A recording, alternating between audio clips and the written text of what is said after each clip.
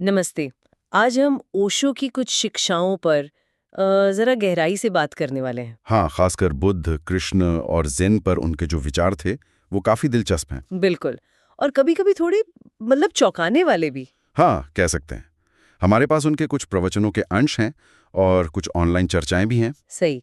तो इससे हमें उनके विचारों को समझने में मदद मिलेगी। हाँ, और ये ऐसे विषय हैं जिन पर ओशो ने अक्सर जो पारंपरिक सोच है ना, उसको चुनौती दी है। उनकी व्याख्याएं सीधी होती थीं, कभी-कभी थोड़ी विवादास्पद भी लगती हैं। बिल्कुल, लेकिन हमेशा सोचने पर मजबूर करती हैं। तो आज कोशिश यही रहेगी कि इन अलग-अलग दृष्टिकोणों का जो सार है, उसे पकड़ें। तो चलिए शुरू करते हैं। सबसे पहले बुद्ध और ज़ेन पर ओशो के विचारों से। हाँ, ठीक है। स्रोत बताते हैं कि ओशो बुद्ध को एक बिल्कुल ही अलग तरह का गुरु मानते थे। अलग तरह का मतलब? मतलब ऐसा गुरु जो कोई समझौता नहीं करता, सत्य जैसा है बस वैसा कह देना। अच्छा। ओशो कहते थे कि बुद्ध उन बहुत कम प्रबुद्ध लोगों में से थे जिन्होंने कभी इस बात की फिक्र नहीं की कि सुनने वाले को कैसा लगेगा, वो समझेगा या नहीं। उनका पूरा ध्यान सिर्फ सत्य को जस का तस बिना किसी मिलावट के रखने पर था। इसी कोई कठोरता भी कह सकता है। हाँ, या फिर परम करुणा भी, कि वो आपको झूठी तसल्ली नहीं दे रहे। सही कहा। और यहीं पर वो एक अनोखी बात जोड़ते हैं ना।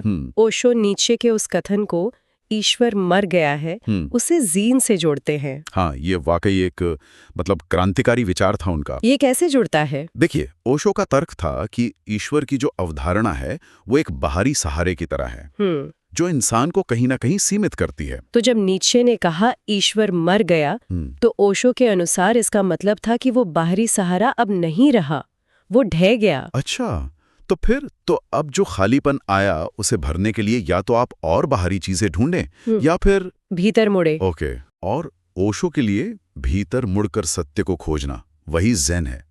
इसलिए जब ईश्वर जैसा बाहरी सहारा हट गया तो ज़ेन ही एकमात्र जीवित सत्य है। तो मतलब ज़ेन कोई विश्वास या फिलॉसफी नहीं, बल्कि एक अंदरूनी अनुभव का रास्ता है। बिल्कुल।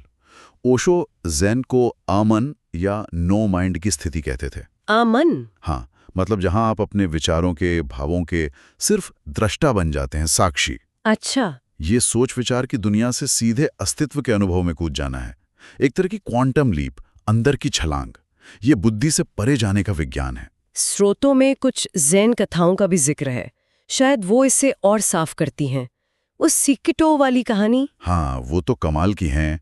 वो दिखाती हैं कि ज़ेन कैसे काम करता है। कैसे? जैसे जब सिक्टो से किसी ने पूछा मुक्ति क्या है, तो उन्होंने उल्टा पूछ लिया, तुम्हें बांधा किसने है? हाँ। फिर पूछा शुद्ध भूमि क्या है, तो जवाब मिला तुम्हें मैला किसने किया है? अच्छा। और जब पूछा निर्वाण क्या है, तो सवाल आया तुम्हें ये जन्म और मृत्यु किसने दी है? ये सारे सवाल पूछने वाले पर ही वापस आ जाते हैं। ये दिखाने के लिए कि समस्या और समाधान दोनों अंदर ही हैं। बिल्कुल, बाहर नहीं खोजना है। और वो बोधि धर्म वाली कहानी, जब उन्होंने चीन के सम्राट वू को मूर्ख कह दिया था। हाँ, वो भी जबरदस्त है। सम्राट अपने बनाए मंदिरों का दान पुण्य का हिसाब बताकर पूछ रहे थे कि इससे मुझे क्या मिलेगा, कितना पुण्य हुआ। और बोधि धर्म ने मूर्ख कह दिया। हाँ, क्योंकि ज़ेन की नजर में ये बाहरी काम, पुण्य कमाना, ये सब मन के खेल हैं। असली चीज तो भीतर का अनुभव है, जो किसी हिसाब किताब में नहीं आता। इसी तरह जब कोई ज़ेन गुरु कहता है कि जब पत्थर का कछुआ बोलेगा तब जवाब दूंगा, या बोधि धर्म चीन आया ही क्यों, उसका कोई मतलब नहीं था, ये सब बातें हमारे तार्किक दिमाग को एक झटका देने के लिए हैं। ये बताने के लिए कि सत्य शब्दों और मतलबों से परे है। सही कहा, वो पकड़ में नहीं आता, पांडित्य और प्रज्ञा में। हाँ, ये बहुत जरूरी बात है। क्या फर्क है? ओशो के अनुसार आप कितने भी शास्त्र पढ़ लो, उससे जानकारी मिलेगी, पांडित्य आ जाएगा, लेकिन प्रज्ञा यानी असली समझ, विजडम नहीं आएगी। वो कैसे आएगी? प्रज्ञा तो सिर्फ ध्यान से, समाधि से, या कह लें आत्मज्ञान से ही पैदा होती है, जब आप सत्य का सीधा अनुभव करते हैं, पढ़ने से नहीं। ज्ञान अलग चीज है, अनुभव बिल्कुल अलग। हाँ, और शील यानी चरित्र के बारे में भी उनका यही कहना था। क्या? कि अच्छा चरित्र आत्मज्ञान का नतीजा है, उसका साधन नहीं। अच्छा, ये तो पारंपरिक सोच से उल्टा है। हम तो सोचते हैं अच्छा बनो तब ज्ञान मिलेगा। हाँ, ओशो कहते थे पहले ज्ञान को उपलब्ध हो जाओ, अच्छा चरित्र तो उसकी परछाई की तरह पीछे पीछे आ जाएगा। बल्कि ज्ञान इकट्ठा करना ही अक्सर आत्मज्ञान में सबसे बड़ी बाधा बन जाता है। ये तो हुई बुद्ध और ज़ेन की बात, एकदम सीधी, बिना समझौते वाली। लेकिन कृष्ण पर ओशो के विचार वो तो बिल्कुल अलग दिशा में जाते हैं ना। हाँ बिल्कुल। जैसे दो अलग ध्रुव हों। ओशो कृष्ण को कैसे देखते थे?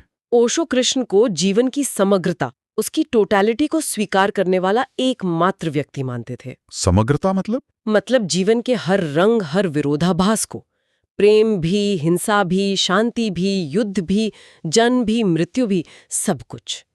कृष्ण इन सब को पूरी तरह से बिना कुछ चुने स्वीकार करते हैं। ये बात गांधी जी की महाभारत वाली व्याख्या से तो बिल्कुल अलग है। हाँ, गांधी जी युद्ध को एक रूपक मानते थे, अंदर की लड़ाई। पर ओशो इससे सहमत नहीं थे। वो कहते थे कि कृष्ण युद्ध का समर्थन इसलिए करते हैं क्योंकि गहरी दृष्टि से देखें तो आत्मा अमर है, मृत्यु तो बस शरीर बदलने जैसा है, एक भ्रम। ये सब एक बड़ी लीला है, एक दिव्य खेल। तो कृष्ण के लिए युद्ध भी उतना ही सहज है जितना प्रेम या बांसुरी बजाना। और कृष्ण का वो संदेश, चुनाव रहित जागरूकता, चॉइसलेस अवेयरनेस, उसका क्या मतलब था ओशो के अनुसार? उसका मतलब है कि जीवन जैसा है उसे बस वैसा ही देखो और स्वीकार करो, बिना अच्छा बुरा कहे। हाँ, अच्छा बुरा, सुख दुख, पाप पुण्य, दिन रात, ये सब जीवन के हिस्से हैं।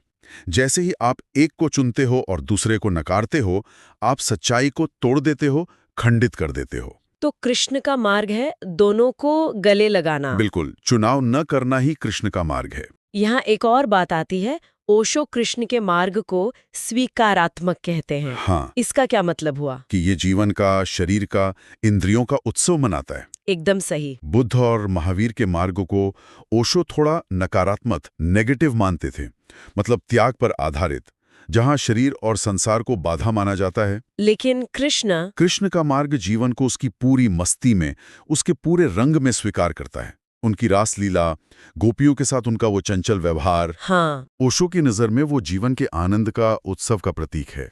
वो यहां तक कहते थे कि कामुकता भी अगर पूरे होश के साथ जी जाए तो वो भी दिव्यता तक पहुंचने का एक दरवाजा बन सकती है। ये तो पारंपरिक धार्मिक सोच से बहुत ही अलग है। हाँ, इसीलिए ओशो इतने विवादास्पद भी रहे। एक और जरूरी बात ओशो बताते हैं, सिद्ध और साधक का फर्क। अच्छा। उनके अनुसार बुद्ध और महावीर साधक थे। उन्होंने सालों तक कठोर साधना की, प्रयास किया, तब जाकर सत्य को पाया। और कृष्ण जन्म से ही सिद्ध थे, यानी परफेक्ट, पूर्णता प्राप्त। उन्हें कुछ पाना नहीं था, वो तो स्वयं ही पूर्णता थे। उनका जीवन एक लीला था, साधना नहीं। और जब कृष्ण गीता में अर्जुन से कहते हैं कि सब धर्मों को छोड़कर मेरी शरण में आ जा, ओशो इसे अहंकार नहीं मानते। नहीं, बिल्कुल नहीं।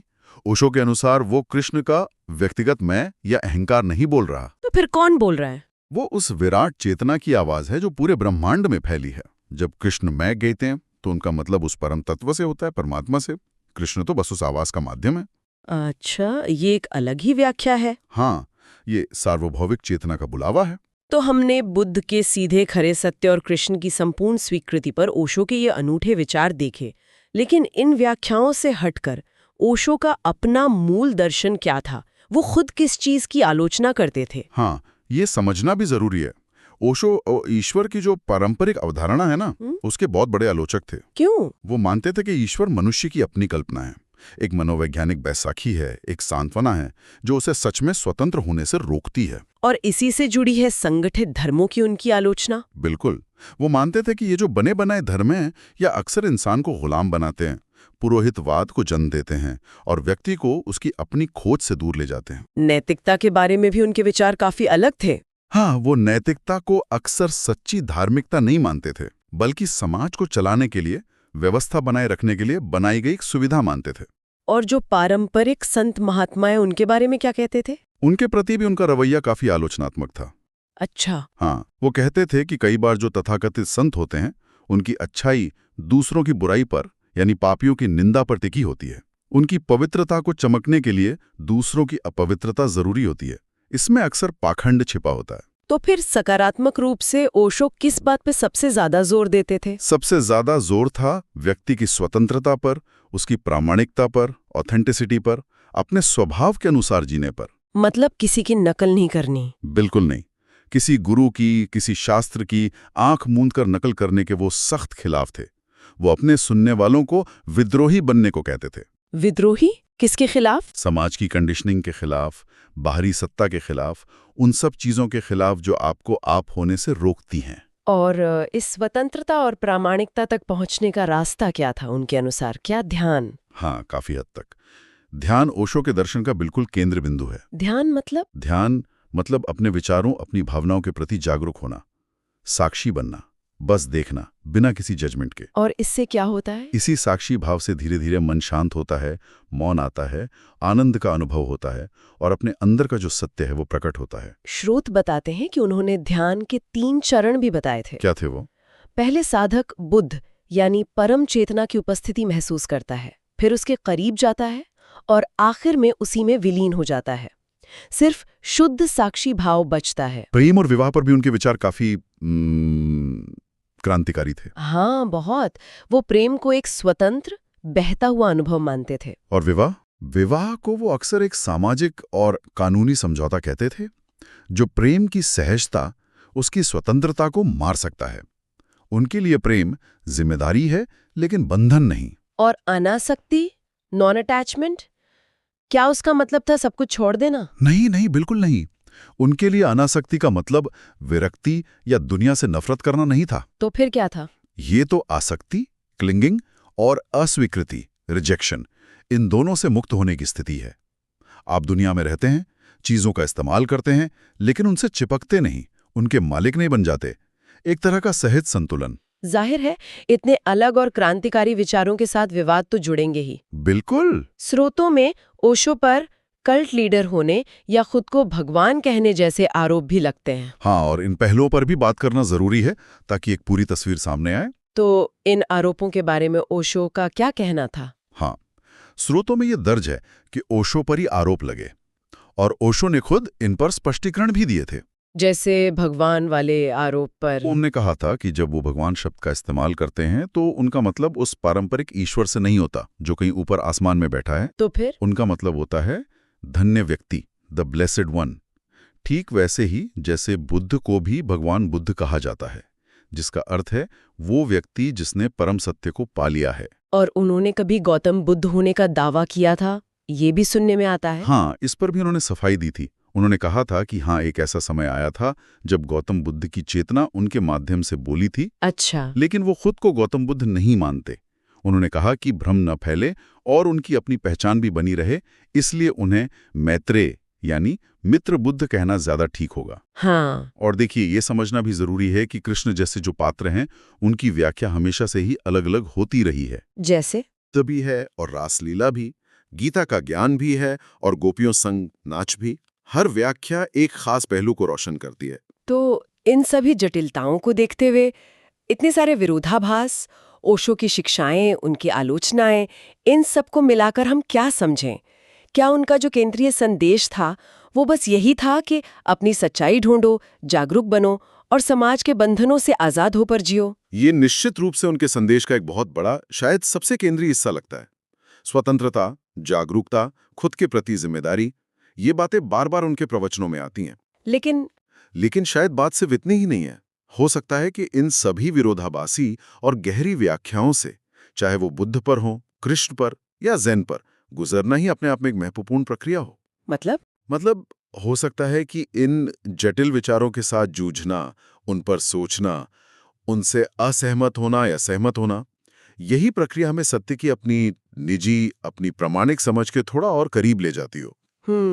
ये वाकई सोचने वाली बात है कि शायद जवाब किसी एक बनी बनाई व्याख्या में है ही नहीं। हाँ, हो सकता है कि इन बहसों से, इन अलग अलग दृष्टिकोणों से, चाहे वो ओशो के हों या उनके आलोचकों के, हमारे अपने जीवन पर, हमारे अपने विश्वासों और अनुभवों पर क्या कोई नई रोशनी पड़ती है। शायद असली चीज वो खोज ही है, वो यात्रा ही है।